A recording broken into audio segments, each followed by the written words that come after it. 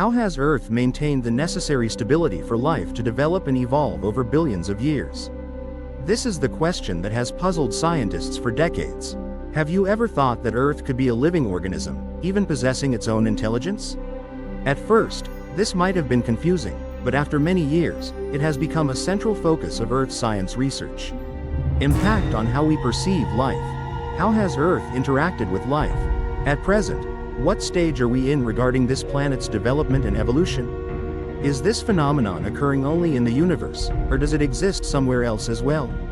When we think of Earth as a planet with life, the first thing that usually comes to mind is the atmosphere that nurtures countless species. Water, nutrients, and energy are essential elements that sustain life for many organisms, from bacteria and plants to animals. The Earth, rocks, water, air, mountains, and oceans are all inanimate. In other words, Earth has no life. Here are two natural English translations of your Vietnamese text. But now, many scientists have changed their stance and no longer support that opinion. They believe that Earth itself is a living being, even possessing its own consciousness and thoughts. This looks exactly like the scenes often seen in science fiction movies. In the Guardians of the Galaxy series and most recently in Eternals, the Celestials were introduced to audiences. The first living organisms appeared in the universe.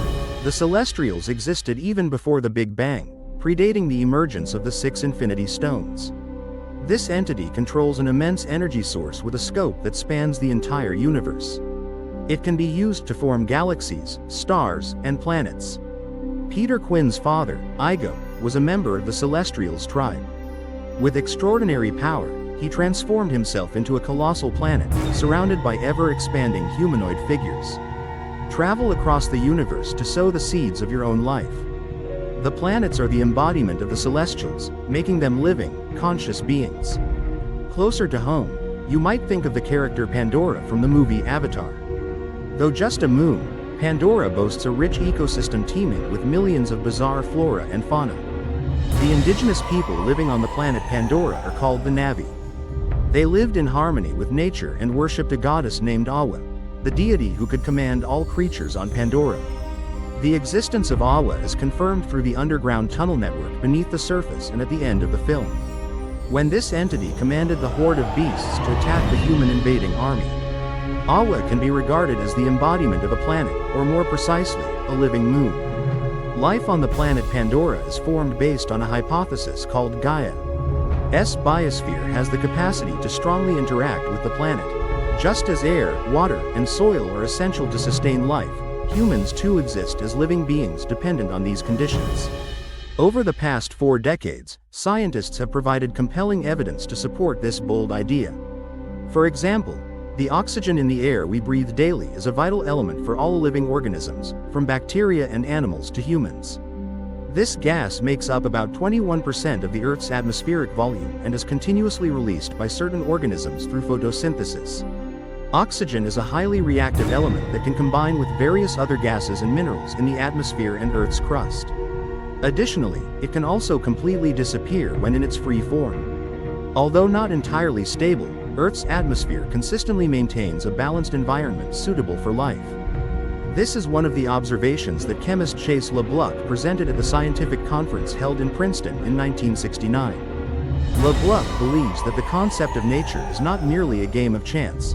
He asserts that the Earth still operates as a giant living organism.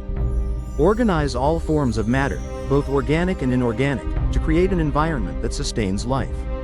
He achieved many accomplishments in the past, but the most notable was the development of advanced sensor devices for the Viking spacecraft in the Mars exploration mission. LeBlanc's idea of a living Earth faced harsh criticism from his own colleagues. Another argument LeBlanc presents is that the salinity of seawater remains stable, consistently maintained at an ideal level for life to exist. Science has proven that river water always carries minerals to the sea, but when seawater evaporates to form clouds, these minerals are not carried along. If we apply strict logical reasoning, we can deduce that the concentration of odor in the ocean will continue to increase over time. In reality, this has never happened. The scent concentration has remained stable for hundreds of years. According to proponents of the Gaia Hypothesis, this occurs due to the ability to self-regulate in order to maintain the internal equilibrium of a vast entity.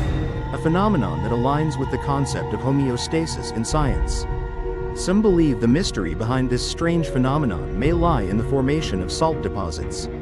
Over time, water accumulated to form a bay, then gradually became blocked.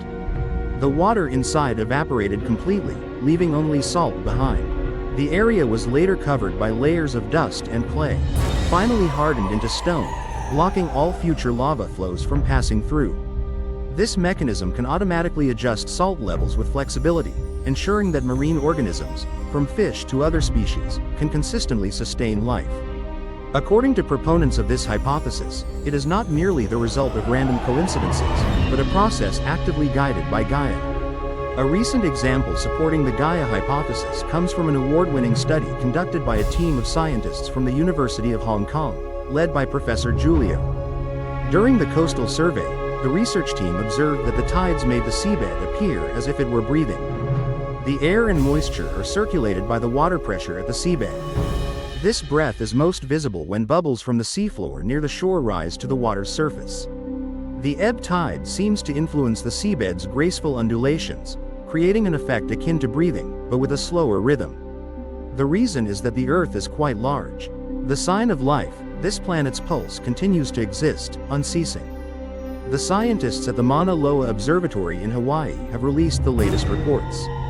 Based on the information collected from geological monitoring stations, from 1955 to 1995, the concentration of bondiosids fluctuated rhythmically.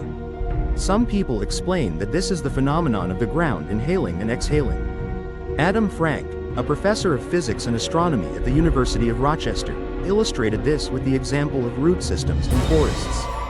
They are interconnected through an underground fungal system, also known as a mycorrhizal network. This network helps each tree in the forest connect with others. If that tree is under stress, other trees can share nutrients to help it survive. Thanks to this, the bare tree trunks in the forest can survive for hundreds of years without rotting away. The forest does not exist in isolation but also has a close, interactive relationship with the animal species living within it. They release chemicals into the wind, spreading fragrance and dispersing seeds to attract birds and pollinators. The forest naturally performs photosynthesis, absorbing CO2 and releasing oxygen, thereby sustaining life for animal species. The entire ecosystem on Earth seems to be interconnected and sustained by an invisible hand, supporting one another to coexist. All components of the biosphere are collectively engaged in an activity, forming a living system capable of self-sustaining on this planet. Professor Frank believes this is evidence that Earth also harbors its own distinct life. He presented this idea in a new study published in the International Journal of Astrobiology. Together with his colleagues, he is striving to prove that the Earth truly harbors life and even possesses consciousness to govern that life.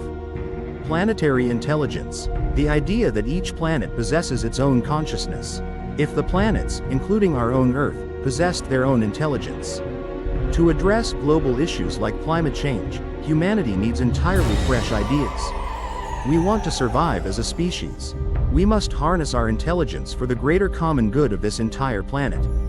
To provide an overview, scientists have divided the formation and evolution of a habitable planet into 4 main stages. In the early stages, the ecosystem was not yet fully developed. All planets with life must go through this stage in their early formation. For example, our Earth, that was billions of years ago. When new microorganisms emerged, the vegetation had not yet had time to develop. Currently, life forms still exist only sporadically and sparsely. It is still not possible to create ecological impacts on a global scale. They have not yet been able to alter the atmosphere and hydrosphere, and thus have not created any influence or interaction between these elements. Phase 2, the biosphere reaches its complete state. This period spans from 2.5 billion to 540 million years ago, similar to the era on Earth. At this point, the continents had structurally stabilized. The vegetation flourished and carried out photosynthesis, causing oxygen levels in the atmosphere to gradually accumulate and the ozone layer to begin forming. This process has formed an ecosystem with close interactions and profound impacts on Earth.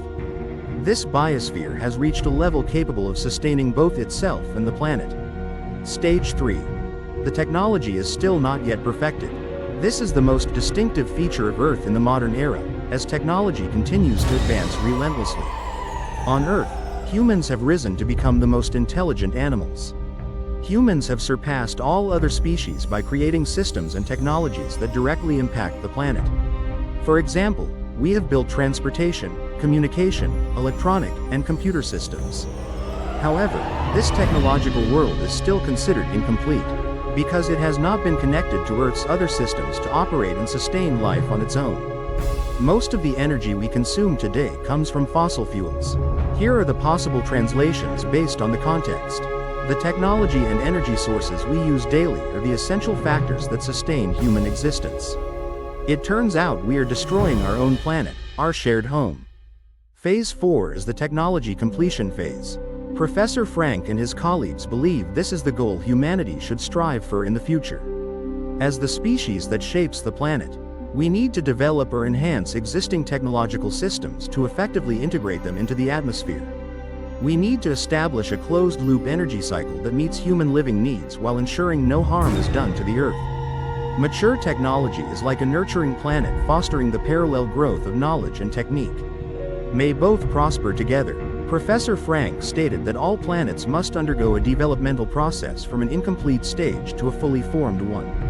And the intelligence of a planet is the sign that it has reached the stage of becoming a perfected planet. The planetary intelligence you mentioned can be understood as the combined intelligence of all living species. It is a complex, tightly interconnected system capable of self-regulation and self-maintenance. A complex integrated system is, simply put, anything made up of smaller parts. The components interact with each other, making the entire system entirely dependent on these interactions. That means the entire system must have greater value than the sum of its individual parts.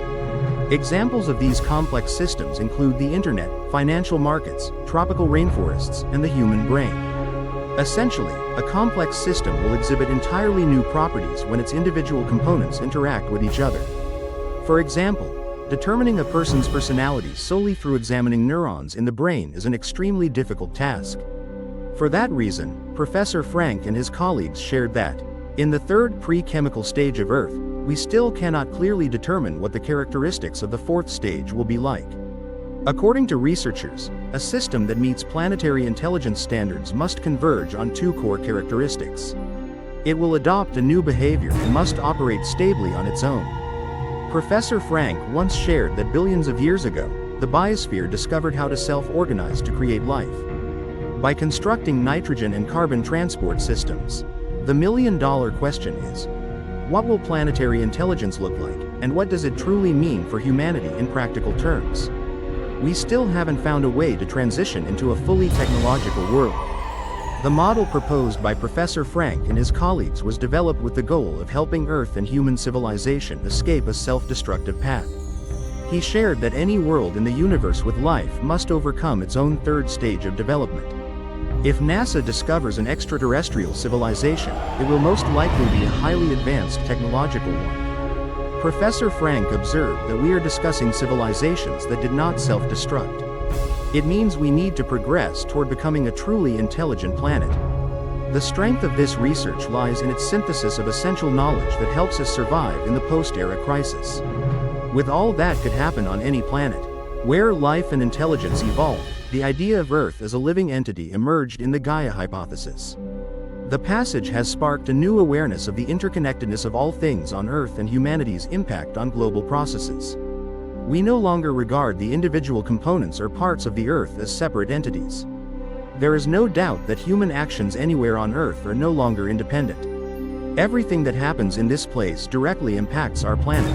The hardest part of this idea is figuring out how to minimize the negative impacts. It means assessing whether these impacts are positive or negative. If Earth truly had the ability to self-regulate, it would naturally balance out the impacts caused by humans.